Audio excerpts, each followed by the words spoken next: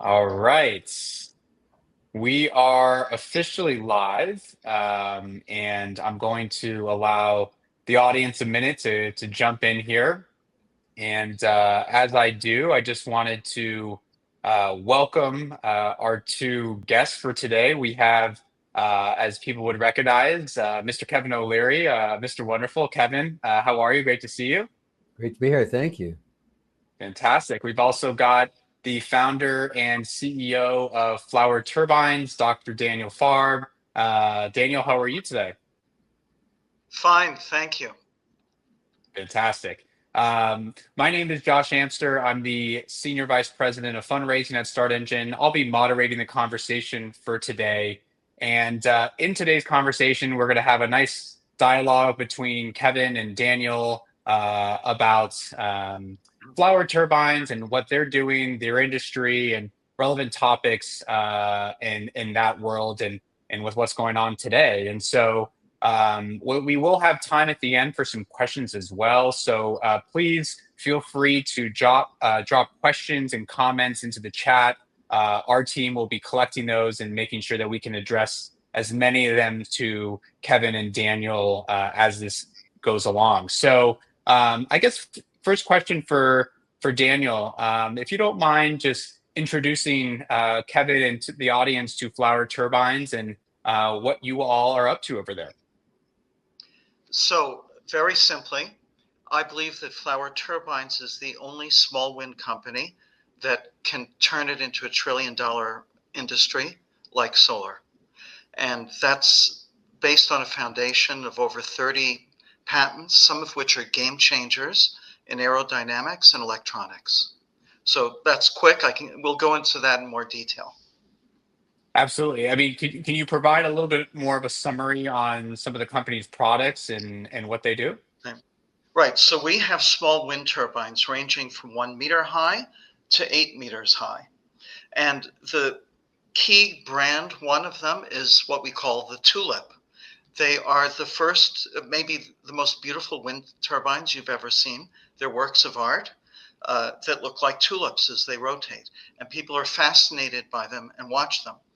But it's a lot more than a pretty face. We've really, I think, the best ones to solve the problem of how you make no noise go along with high efficiency. Usually the two don't go together. And there are a number of other things that we've solved. They're bird friendly, uh, many other things. They start at low speeds, they endure high speeds.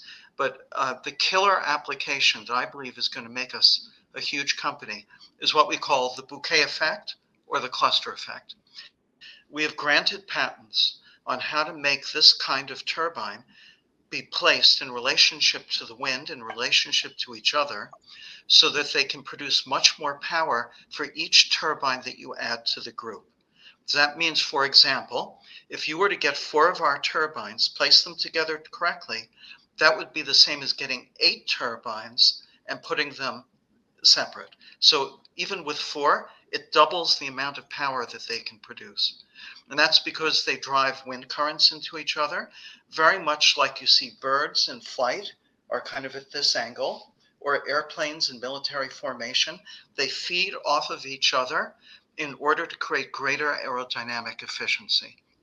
So I Great. believe that alone opens up all sorts of markets to us that in the past were closed to small wind because they were one at a time sales. Just like you would never go with somebody said, I'd like to put solar panels in your house. You say, okay, I'd like one solar panel. It's not that much. So for the first time, somebody can say that in a limited space, we can put many turbines and they're going to do one better. They're going to make each other perform better. Fantastic. Fascinating. Well, so Kevin, over to you as a very experienced and successful investor. How do you see the renewable energy space evolving, or where it is today and where it could go in the future? Well, this is a hell of a good story because it solves some really big pain points on wind. First, a lot of people are starting to figure out that they don't want them near their homes or communities because of the noise, the wop, wop, wop, wop, wop.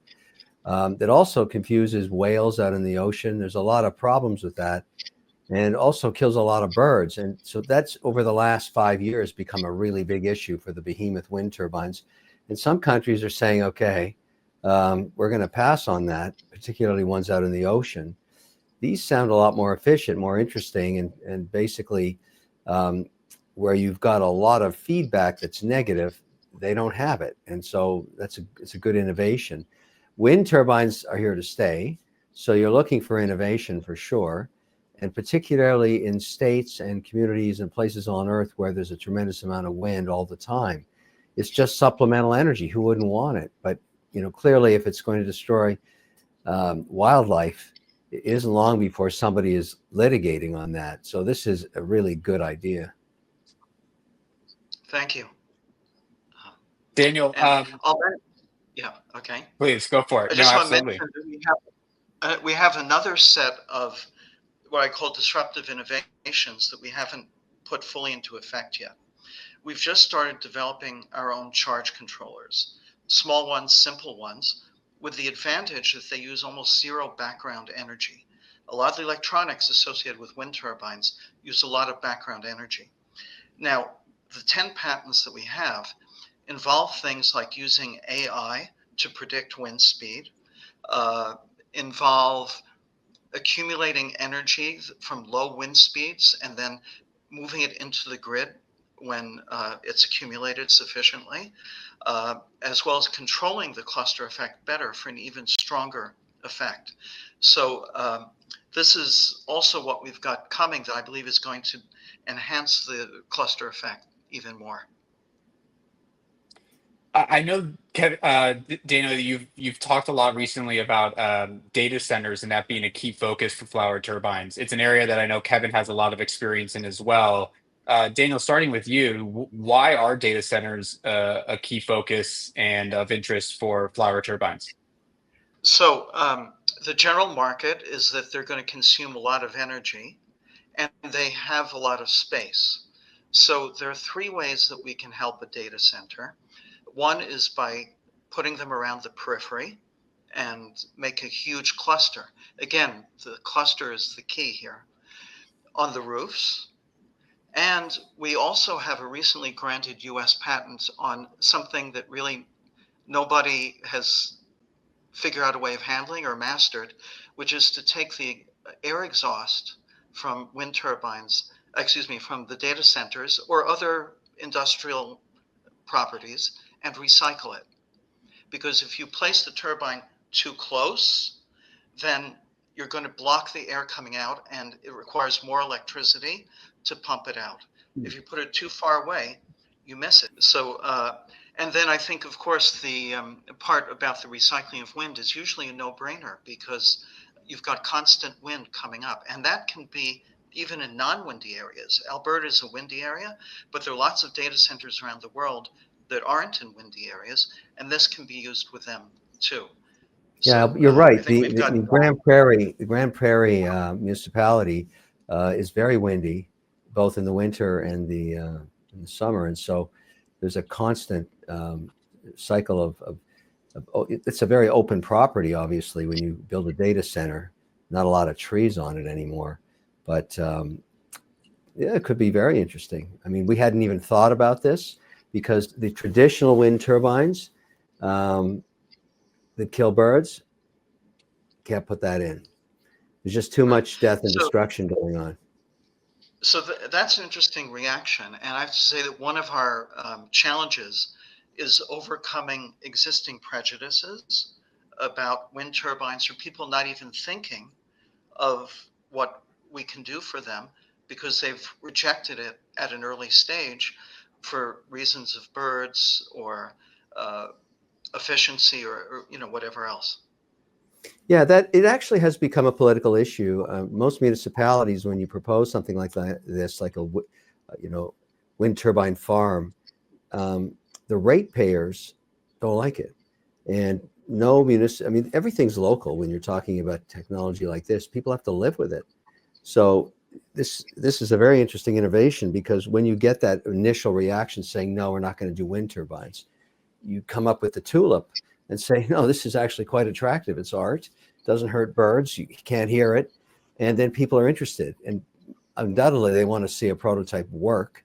But if it's anything in the double digit savings on anything is going to get a lot of attention. Daniel, talk to us So, about some of the traction that Flower Turbines has experienced thus far. we actually got started with our real serious sales in Europe. For various reasons, it developed faster. And I think Europe in general is more keyed into energy savings than the United States. The United States and Canada have traditionally had enormous plenty, huge lands, lots of oil. And in Europe, they're a little more, I would say, attuned to what you have to do with limited resources. The other thing is we were accepted into a very well-known incubator in the Netherlands called Port XL, and they helped us get started there. So most of our installations there have not been with the cluster effect. People usually want maybe 3, 4. It's been a little slower trying to get into big corporate projects. So we've sold a lot. One of our good sellers in Europe is something that uses a combination of wind and solar. We make e-bike charging stations, and I'd say we sold 50 to 100 of them in Europe, and we are hoping to turn this into an infrastructure play. In other words, to be able to equip a whole city with these and make it possible to enable e-biking to grow. The way I compare it to is that if you're the first person to buy a fax machine, it's not worth so much. In the same way, it's kind of hard to find places to recharge your bike. Are you going to come in from the suburbs? Or are you going to, if you're in a wheelchair, you're going to take your wheelchair into the hospital on electric drive, or are you going to take one of those vans? So if you have these things all over, then it makes it more convenient for people to lock up their bike, go into a store, come out, and it's got enough of a charge to get you home or wherever else you need. So we're making a proposal actually in the next week or two to a city in Europe about using these as an infrastructure, not only for charging, but also for tourist information. So we'll see how that goes. But that could be a very good project for us. And I want to, sorry, just to chime in 1 second, Daniel. For Kevin, I mean, given your experience, what do you think is the key to scaling an innovative energy company? It's to get multiple sites in multiple locations, because particularly for large industrial or corporate clients, it's worth it for them given how much they're going to spend to go and see it.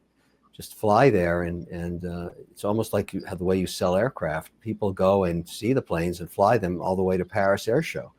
It's sort of the same thing here. That's after you've said to them, we don't have the bird, whale, or noise issue. I mean, that is a deal killer in large turbine farms. It's just because nobody wants to go through the permitting process when you, for lack of, excuse my French, piss off the local people. That's just not good. No, you can't get the permit. And so, the whole thing about data centers is permits. You need water permits, you need land permits, you need construction permits, you need access to fiber on all 4 corners, and you need the local government and the governor of the state to approve your proposal for both the continuous energy, whether it's coming off the grid or you have your own source, and what your plan for backup power is. All of that has to go into the engineering design before it's permitted. So you're talking about spending millions before you actually even break ground. And most of these don't contemplate wind, even in Texas where there is wind, because there's just a lot of unhappy people that don't want wind farms there. They find them unsightly and disturbing and for environmentalists, seeing a dead bird underneath one just makes them crazy. And I understand why, because you didn't have to do that to the animals. This was, but as I say, this is worth looking at because it solves for those problems. But really, once you have one use case and it's working, then execution skills are what's left. So that's the Yeah. thing about all these deals is you get a use case and it proves itself out and the savings are double digit if it's true and you can show it, it grows like a wildfire because others don't have to take the risk in implementation. Yeah, and I think a lot of people agree with you, Kevin, that this is worth taking a look at. The company's now raised in total more than $16.6 million on Start Engine from I can't, Daniel, maybe you know the number of investors better than I do, but a large, many 8,000. thousands. 8,000. Yeah, exactly. So obviously, Daniel, the company's been very successful with its fundraising efforts on Start Engine. And as you continue to raise capital here and moving forward, where do you see the biggest growth opportunities for the business in the next year to 2 years?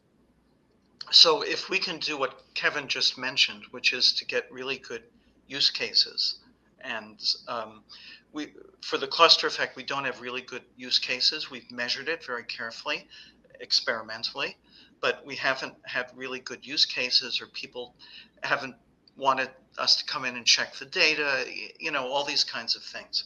So I think once we have that, it's going to be in big projects. It's going to be, like I mentioned, data centers. It'll be in real estate, malls, big government buildings, airports, things like that. And there's one thing that I would like to do. Again, we don't have a use case in this yet, but I have an interested landowner who turned down a proposal from the large wind turbines to put them on his property and said is interested in getting a proposal from us as to how we can do it. Now, what would be the advantage? Aside from the no bird kills and the aesthetic issue, he's got a huge property near a resort area. And if the rule of thumb with big wind turbines is because of the aerodynamic disturbance they make, you have to locate them several hundred yards from each other. We can put ours right together so that we could get the same amount of energy, maybe at a higher cost, but the same amount of energy by making a long strip through his property that allows him the rest of the property for development. So if we can get that, and or even do a smaller stage pilot with part of it there, I think that what we could do is then get into utility scale small wind, which sounds like a funny thing because we always think of it as only large wind, but there are some advantages. There's also a maintenance advantage. Ours are much easier to maintain. So that's another factor that fits in there because the long-term cost is different. And I'm sure you've also driven by wind farms and you see that some of them are not operating a lot of the time. And there can be many reasons for it, but one of them is maintenance. By the time one of them is starting to break down, you have to take out a month basically to call the people in to come and service it, maybe replace the gears, and then get it moving again. So this is another potential huge growth area. We have to take some baby steps, I think, maybe to get there. But this is what I see as our really big vision is large scale, small wind. Great. I want to make sure that we can tune in the audience a little bit here and address some of the questions that are coming in because we do have a lot of questions here. The first one is, I would assume for Daniel, but what's the potential for using your technology in power farms in open areas right now, such as those around Las Vegas? So Las Vegas in general has low wind. There are some areas near canyons in Las Vegas where the wind is very good. Um, so it depends where. Um, you know, we we try to discourage people if they have wind, let's say, 5 miles an hour or something like that. Even though our turbines can pick up that, it's a very small amount. And even with the cluster effect will make it bigger, but you need a really big cluster to make it cost effective for the low amounts of wind. So we can't do it everywhere. So it would depend where specifically in the Las Vegas area you are. And by the way, with our models is that it attracts attention, and it can be used for advertising, which is also very valuable. But in terms of how much electricity it's producing, we really do need a good resource. Just like you wouldn't put a solar panel in a cave and expect a good return, you shouldn't put a wind turbine in an area where there's not much wind and expect it to do well. Great. And then, Daniel, I know before we started this, you mentioned wanting to maybe have a discussion around some of the tariffs. And so I wanted to give you the opportunity to chat about that and Sure. get Kevin's thoughts as well. Sure. I was actually watching Kevin on whatever it was, some YouTube or other channel, Fox News maybe, today, talking about tariffs. And I'll tell you how they impact us directly. Right now, we're trying to also fundraise and starting to target Canada because Canada is a very windy area. They have a very developed ecological consciousness. And we're actually in talks for a joint venture in Canada with a very big company.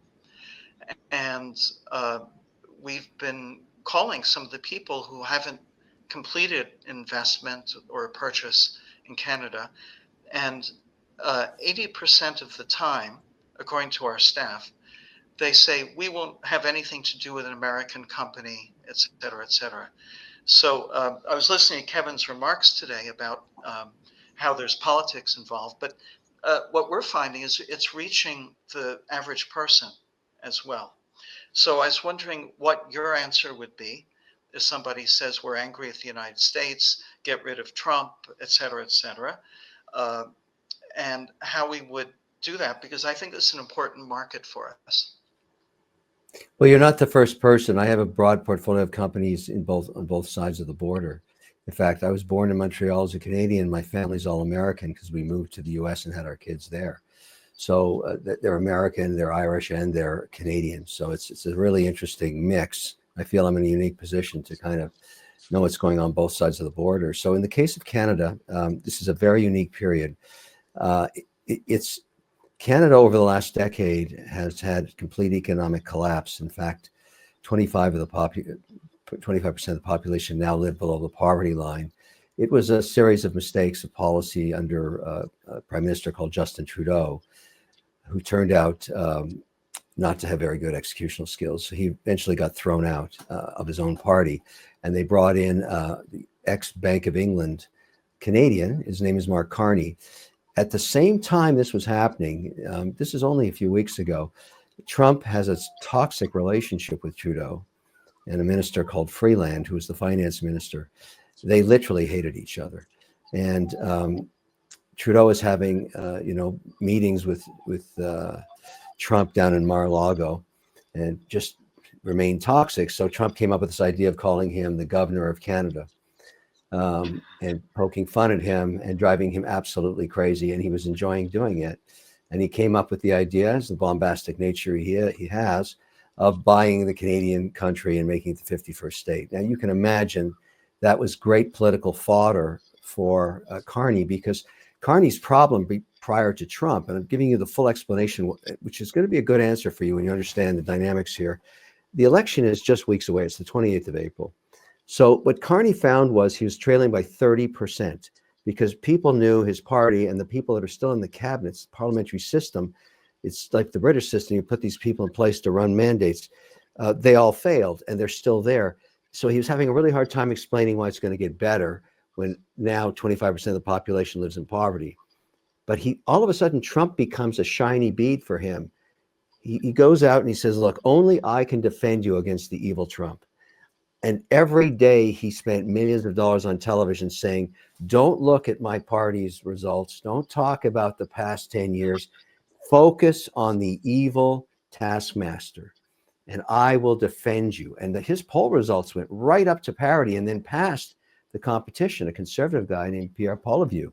So what's happening today and yesterday, when Trump is now signaling an EU deal, a deal with 58 countries, all at a baseline of 10%. Of course, he's separated China. That's a different conversation.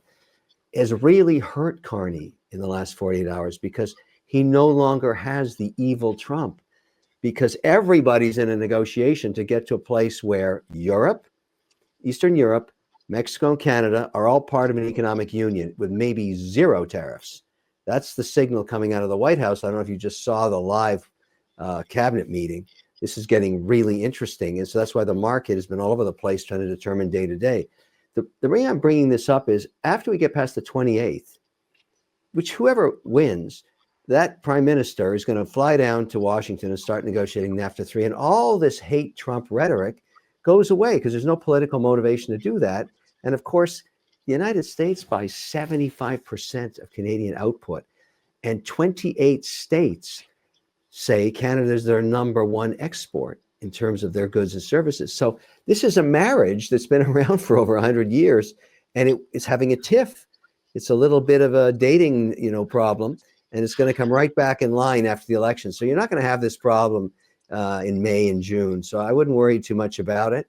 I think it's a toss-up of who wins. I have a feeling Carney will lose because ultimately the weight of his poor performance for the last decade is on the minds of all those people that have, if you think about this, the average Canadian has lost 41% of their net worth in Canadian dollars.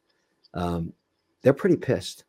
And that's part of all of this stuff you're worried about. That partnership you're talking about will get resolved May, June, July time frame, I think. So we should hang tight. Yeah, because you're right. The reason it'll happen is good economic sense. And yes, Canada has a lot of wind. So, and this solves for a lot of problems of other wind farms. Canadians don't want dead birds. They're very concerned about their, environment, and they don't like this stuff. And wind farms have had a bad rep. So if you're solving for that problem, it's a big deal. That should be the headliner about the whole deal. It's just a better way of doing wind without all the downside. Yeah. Well, great. This has been fantastic. Kevin, really appreciate all of your time and thoughts and information about what's going on and the latest. And Dr. Farb as well, thank you for your time and educating all of us more about Flower Turbines and what's going on there. You can see at the bottom here, we've got a link that goes directly to Flower Turbines campaign page, startengine.com/offering/Flower Turbines.